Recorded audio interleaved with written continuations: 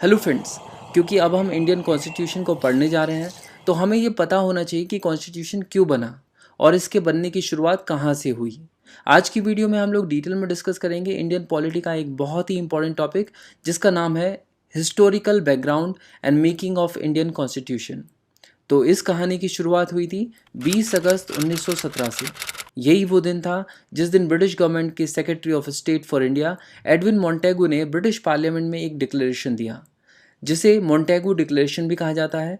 इस डिक्लेरेशन में उन्होंने ये कहा कि अब ब्रिटिश गवर्नमेंट धीरे धीरे इंडिया में एक रेस्पॉन्सिबल गवर्नमेंट बनाने की तैयारी कर रही है।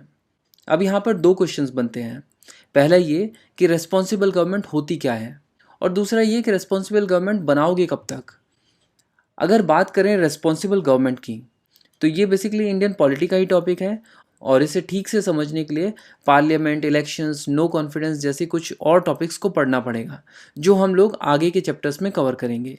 बट अभी के लिए आप बस इतना समझ लो कि रेस्पॉन्सिबल गवर्नमेंट का मतलब होता है एक ऐसी गवर्नमेंट जो पावर में सिर्फ तभी तक रह सकती है जब तक कि वहाँ के लोग उसे पसंद कर रहे हैं। मतलब अगर आप अपनी खुद की चुनी हुई सरकार को जब चाहे गिरा दो तो ऐसी सिस्टम को रेस्पॉन्सिबल गवर्नमेंट सिस्टम कहेंगे।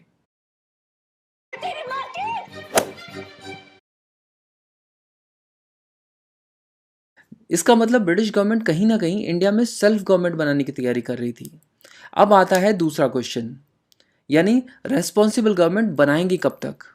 तो अगस्त डिक्लेरेशन में ये कहीं पर भी नहीं बताया गया था कि रेस्पॉन्सिबल गवर्नमेंट कब तक बनवाएंगे। मतलब अंग्रेजों ने ये तो डिसाइड कर लिया था कि रेस्पॉन्सिबल गवर्नमेंट बनाई जाएगी, लेकिन कब बनाई जाएगी इसका उनको भी शायद कुछ नहीं पता था। तो अब तक हम लोगों ने ये देखा कि साल 1917 में जब हम एक ब्रिटिश कॉलोनी थे, उस समय ब्रिटिश गवर्नमेंट ने डिक्लेयर कर दिया कि इंडिया में आने वाले समय में एक रेस्पॉन्सिबल गवर्नमेंट बनाई जाएगी, या कहें कि सेल्फ गवर्नमेंट बनाई जाएगी, जिसे हम डोमिनियन स्टेटस भी कह सकते हैं। अब देखो, इन दोनों सिचुएशंस में अंतर ज़मीन आसमान का है।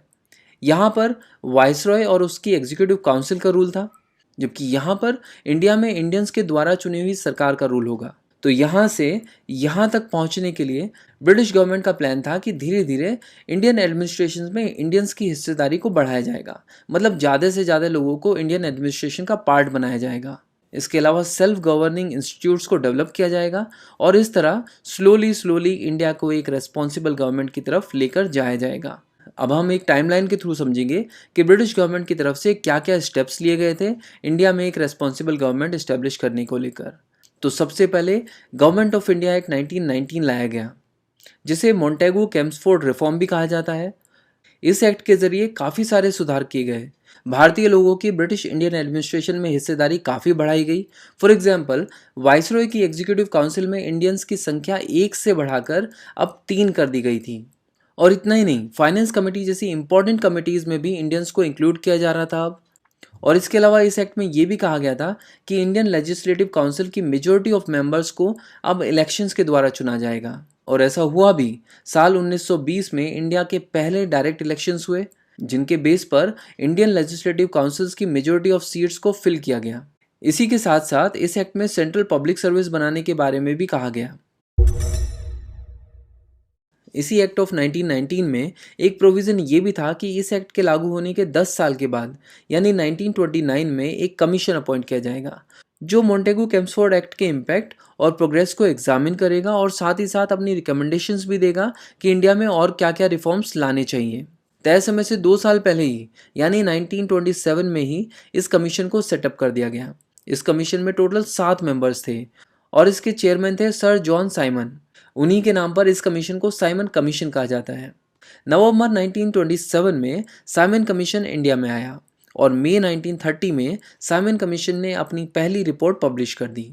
इसके बाद ब्रिटिश गवर्नमेंट ने इस साइमन कमीशन की रिपोर्ट को डिस्कस करने के लिए लंदन में 3 राउंड टेबल कॉन्फ्रेंसेस की, जहां पर Indian political leaders, princely states और बहुत सारे अलग अलग फील्ड्स के लोगों को इनवाइट किया गया था। पहली राउंड टेबल कॉन्फ्रेंस हुई 12 नवंबर 1930 से 19 जनवरी 1931 तक।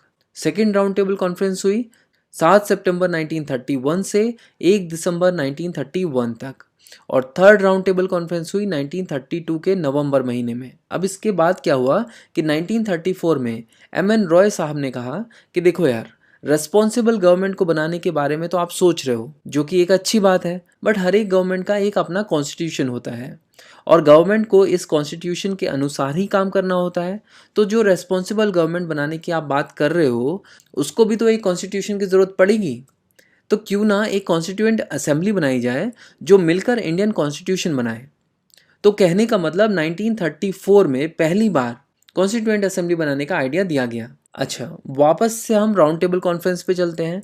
1930 से 1932 के बीच जो 3 राउंड टेबल कॉन्फ्रेंसेस हुई थी, उनके बेस पर ब्रिटिश गवर्नमेंट द्वारा गवर्नमेंट ऑफ इंडिया एक्ट 1935 लाया गया। गवर्नमेंट ऑफ इंडिया एक्ट 1935 में प्रोविंसेस को ऑटोनोमस बना दिया गया था और प्रोविंसेस में रेस्पॉन्सिबल गवर्नमेंट इंट्रोड्यूस कर दी गई थी। मतलब ब्रिटिश गवर्नमेंट जो है वो अपने गोल से काफ़ी करीब आ चुकी थी। उन्होंने बोला था कि पूरे देश में रेस्पॉन्सिबल गवर्नमेंट बनानी है, तो उसकी शुरुआत वो ऑलरेडी कर चुके थे। तो इस एक्ट के ज़रिए उन्होंने एटलीस्ट प्रोविंसेस को ऑटोनोमस बना दिया था और इसी के साथ साथ ज़्यादा लोगों को वोटिंग राइट्स भी दिए गए थे। अब अराउंड 10% ऑफ इंडियन पॉपुलेशन के पास वोटिंग राइट्स आ गए थे, जो कि पहले के मुकाबले बहुत ही ज़्यादा था। तो इसके बाद 1935 में इंडियन नेशनल कांग्रेस ने पहली बार ऑफिशियली कॉन्स्टिट्यूएंट असेंबली बनाने की डिमांड की। हमारी मांगे पूरी करो, हमारी मांगे पूरी करो, हमारी मांगे पूरी करो। और 1938 में तो इसी डिमांड को एक स्टेप और आगे ले जाया गया। नेहरू जी ने इंडियन नेशनल कांग्रेस के बिहाफ पर एक डिमांड की। उन्होंने कहा कि देखो, बात हो रही है इंडियन कॉन्स्टिट्यूशन बनाने की, तो हमें चाहिए कि कॉन्स्टिट्यूशन फ्रेम करने की जिम्मेदारी सिर्फ और सिर्फ भारतीय लोगों को दी जाए। मतलब कॉन्स्टिट्यूएंट असेंबली में सिर्फ इंडियंस ही होने चाहिए। साल 1940 में ब्रिटिश गवर्नमेंट की तरफ से अगस्त ऑफर दिया गया। यहाँ पर नेहरू जी की जो डिमांड थी उसको एक्सेप्ट कर लिया गया। तो ये था इंडियन पॉलिटी सीरीज़ का पार्ट 1 वीडियो। इस वीडियो में हमने 1917 से 1940 तक के बीच का कॉन्स्टिट्यूशनल डेवलपमेंट्स देखे। नेक्स्ट वीडियो में हम इंडियन कॉन्स्टिट्यूशन के हिस्टोरिकल बैकग्राउंड को फिनिश कर देंगे और साथ ही साथ मेकिंग ऑफ इंडियन कॉन्स्टिट्यूशन और कॉन्स्टिट्यूएंट असेंबली की बहुत सारी डिटेल्स कवर करेंगे। नोट्स के लिए bookstaba.com वेबसाइट चेक करें।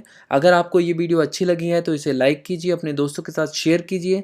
बुक्सतबा चैनल पर हिस्ट्री और पॉलिटी की बहुत सारे टॉपिक्स पर वीडियोस अवेलेबल हैं, आप उनको भी देख सकते हैं। और ऐसी ही और वीडियोस को देखते रहने के लिए बुक्सतबा चैनल को सब्सक्राइब करना। फिर मिलेंगे एक नए टॉपिक के साथ। Thank you so much for watching बुक्सतबा।